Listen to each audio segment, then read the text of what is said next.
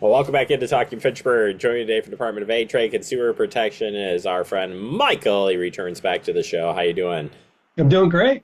Happy to be here.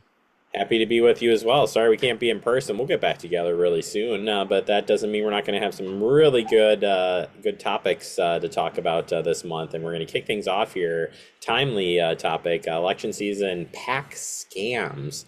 We'll dive into this. Obviously, there's a lot, and there's been a lot of election stuff going on nationally, locally, you name it, it's out there. But this is interesting. We're talking about a scam related again to a PAC. What is a PAC to start with? Well, it's a political action committee, and what they're doing is they fundraise and solicit donations for campaigns for federal candidates or a particular office, and then they'll promote that particular candidates or that party's campaign platform actions on issues, but they're really raising money to try and push those issues.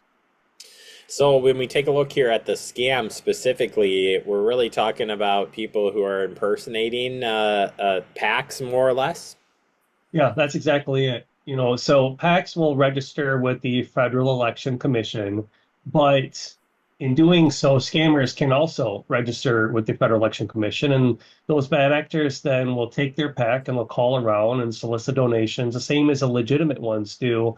But instead of funneling that money to the issues of the candidates or, promotions, they're just keep the money and they pocket it. And we can see that scammers can create multiple PACs at a time, for both sides at both parties, both issues. So, it's really not necessarily something that's pushing that cause. They're just looking to steal money.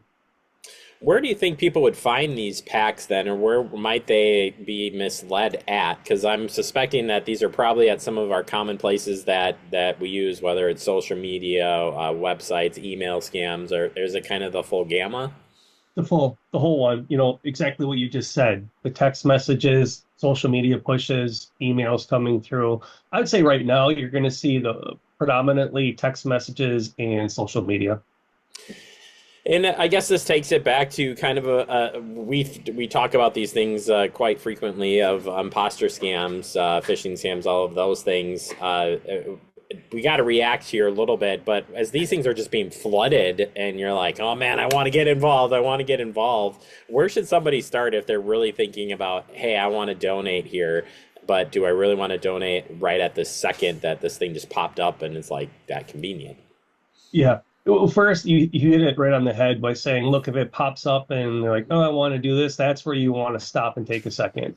And that's where you want to redirect your efforts. And first, if you think that it is a particular campaign or PAC that you want to donate to, go to fec.gov, which is the Federal Elections Commission. Anytime a PAC wants to solicit or fundraise, if they're legitimate, they have to register with the FEC.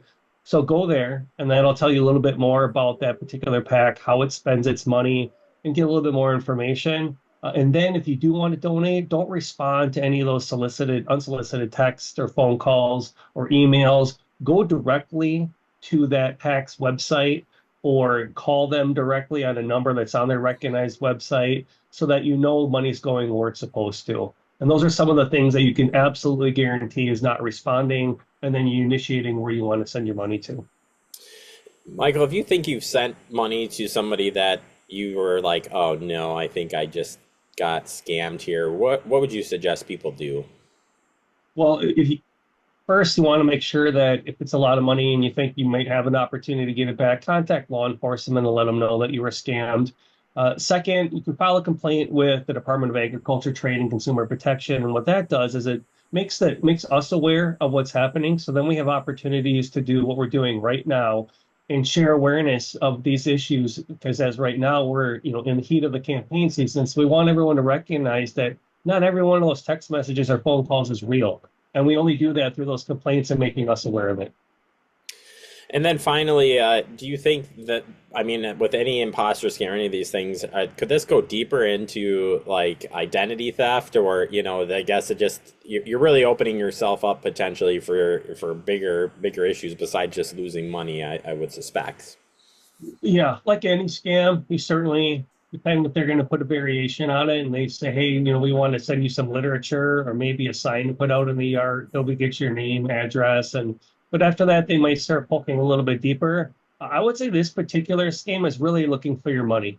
They have the opportunity, and I don't know. I think it would probably raise more red flags for you if a political action committee started asking you and saying, "Hey, can you tell us more about yourself and your birthday and all these other private identifiers?" Most people are probably going to say, "Yeah, I really don't think you need all of that," but it would not be uncommon for them to call and ask for money.